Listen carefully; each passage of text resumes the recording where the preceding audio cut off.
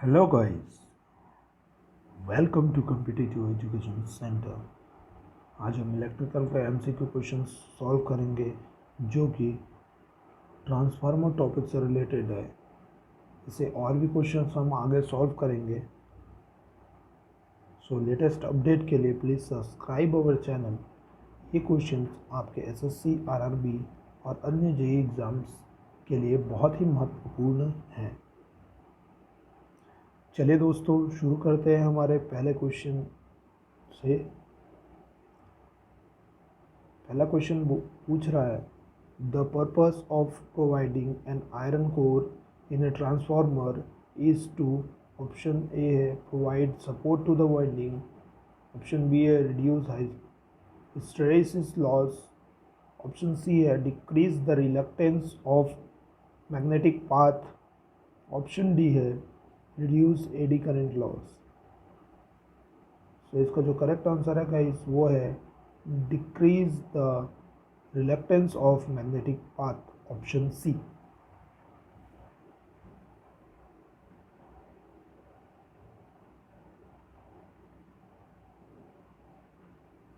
चलिए दोस्तों, question number 2 की ओर आगे बढ़ते हैं।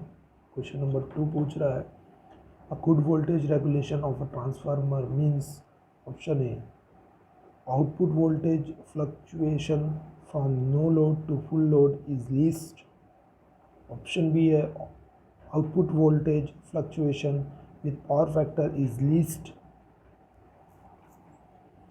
ऑप्शन सी है difference between primary and secondary voltage is least, option D है difference between primary and secondary voltage is maximum.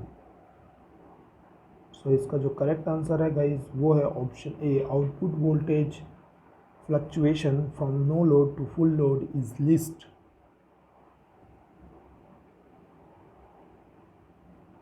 चलिए क्वेश्चन नंबर 3 की ओर आगे बढ़ते हैं। क्वेश्चन नंबर 3 है, if the percentage impedance of the two transformer working in parallel are different, then, option A है transformer will be overrated, option B है power factor of both the transformer will be same, option C है parallel operation will not be possible, option D है parallel operation will still be possible but the power factor at which two transformer operate will be different from the power factor of the common load. So इसका correct answer है guys option D. Parallel operation will still be possible, but the power factor at which the two transformer operate will be different from the power factor of the common load.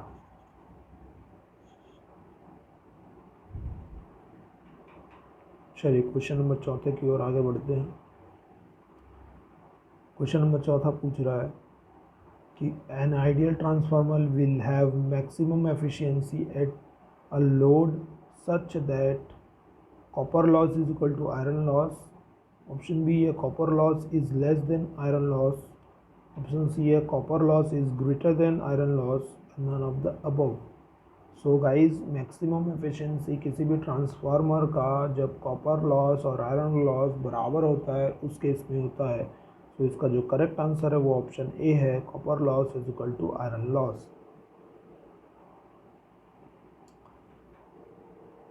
Question number 5 है guys, a Buchholz relay can be installed on auto transformer, air cooled transformer, welding transformer, oil cooled transformer. ये कि ESIC 2016 के question के paper में आया हुआ था guys. और बाकी जो सारे क्वेश्चंस हैं वो भी कहीं ना कहीं किसी एग्ज़ाम में आए हैं, बट एग्जैक्ट हमको उसका ईयर नहीं पता, इसलिए हमने लोगों ने मेंशन नहीं किया है। सो इसका जो करेक्ट आंसर है गाइस वो है oil cooled transformer, option D. Buchholz related हमेशा पावर ट्रांसफार्मर में यूज़ होता है, जो कि हमारे इंडस्ट्री में यूज़ होता है मेनली, या ट्रांसमिशन के केस में होता है। सो ऑयल कूल्ड ट्रांसफार्मर इसका करेक्ट आंसर है गाइस। चलिए क्वेश्चन नंबर 6 की ओर आगे बढ़ते हैं। The value of flux involve The EMF equation of transformer is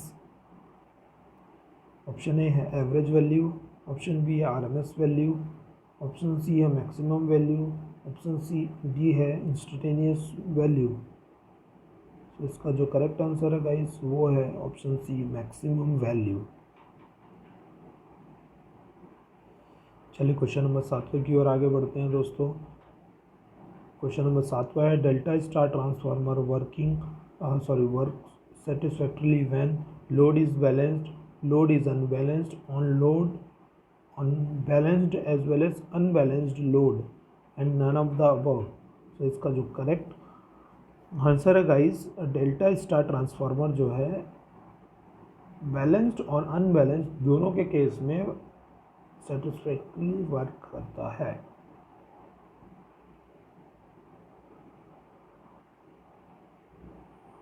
चलिए क्वेश्चन नंबर 8 की ओर बढ़ते हैं गाइस।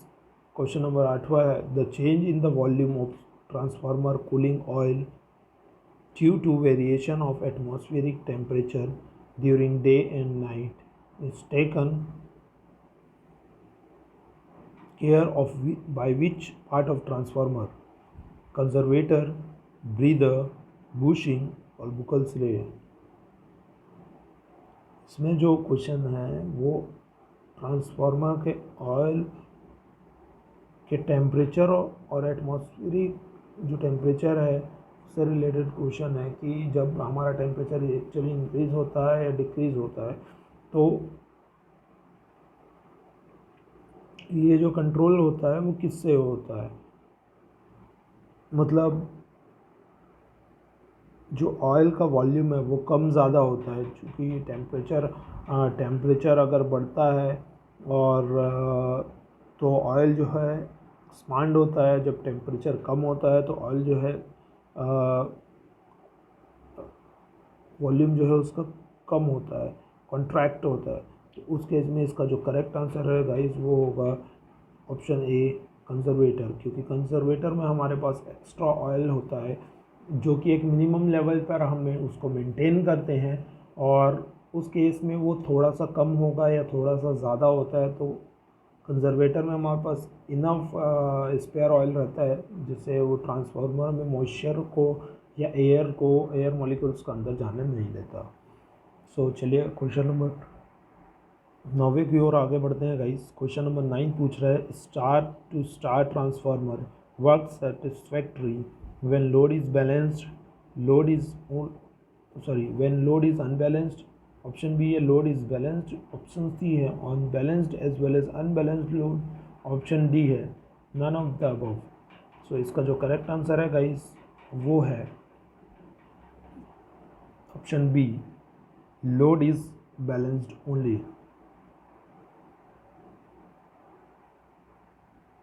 ये इसलिए होता है गाइस क्योंकि जब आप स्टार ट्रांसफार्मर की बात करते हैं तो उसमें अगर एक फेस में पावर कम फ्लक्चुएट रहेगा या कम ज़्यादा रहेगा तो वो प्रॉपरली वर्क नहीं कर पाएगा, क्योंकि उसमें एक न्यूट्रल पॉइंट्स भी है जो निकले हुए हैं और उसके कारण उसमें लॉसेस बढ़ जाएंगी, अनबैलेंस रहेगा। तो ये सब सारे फैक्टर्स हैं, इसलिए वो सेटिस्फैक्टरली वर्क नहीं कर पाएगा। चलिए क्वेश्चन नंबर 10 की ओर आगे बढ़ते हैं। If the supply frequency to the transformer is increased the iron loss will not change, option B decrease, option C increase, option D none of the above. If the supply frequency of the transformer is increased the iron loss will be, option A है not change, option B है decrease, option C है तुम्हारा increase, option D है none of the above.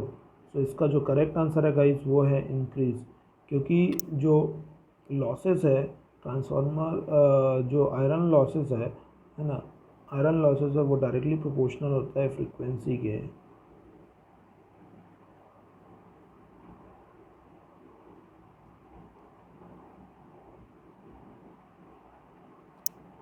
चलिए question number 11 की ओर आगे बढ़ते हैं गाइस। क्वेश्चन नंबर 11 है minimum voltage regulation occur when power factor of the load is unity, option B lagging, option C leading, option D zero. So इसका जो correct answer है गाइज वो है option C leading.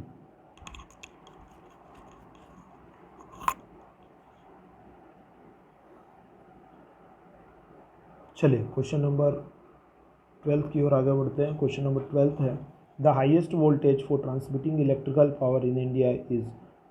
Option A है 33 kV, option B है 66 kV, option C है 132 kV, option D है 400 kV। सो इसका जो करेक्ट आंसर है गाइस वो है option D 400 kV।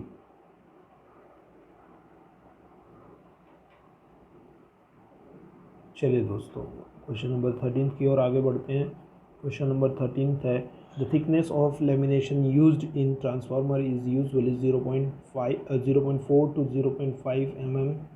Option D है 4 mm to 5 mm, option D है 14 mm to 15 mm, option D है 25 mm to 40 mm।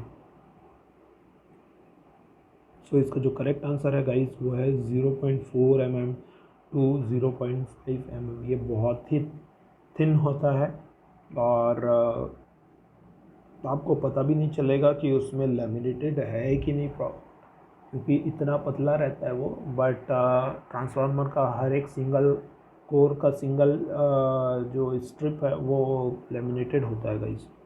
चलो क्वेश्चन नंबर 14 की ओर आगे बढ़ते हैं। In a given transformer from given applied voltage losses will remain constant irrespective of load change are। Option A है option A है friction and windage loss, option B है copper loss, option C है hysteresis and eddy current loss, and option D है none of the above. In the given transformer for given applied voltage losses will remain constant irrespective of load change। So इसका जो correct answer है guys वो है option C hysteresis and eddy current loss.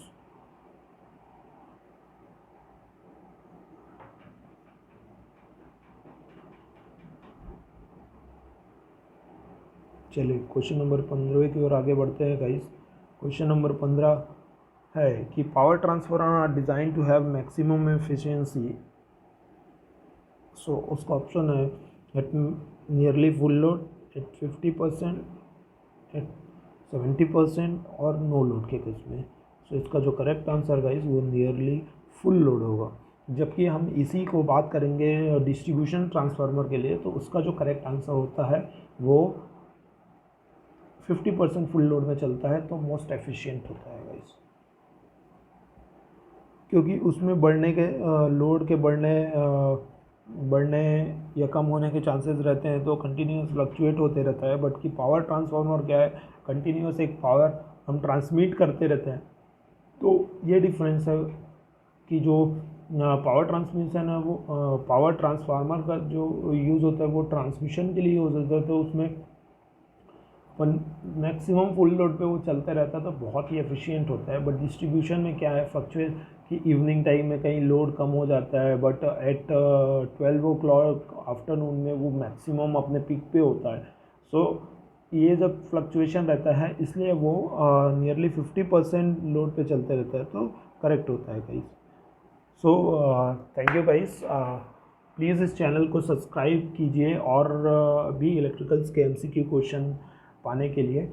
और हम SSC पे focus करके जो थ्योरेटिकल और short one word answer question है उसको हम लेकर आ रहे हैं। और आपको कल फिर से ट्रांसफार्मर के पार्ट 2 MCQ क्वेश्चंस मिलेंगे जो बेसिकली फोकस करेगा एग्ज़ाम बेस्ड क्वेश्चंस को। So please subscribe our channel and like share comment. और आपको किसी भी क्वेश्चन में और डाउट है तो please comment on our video. Thank you guys.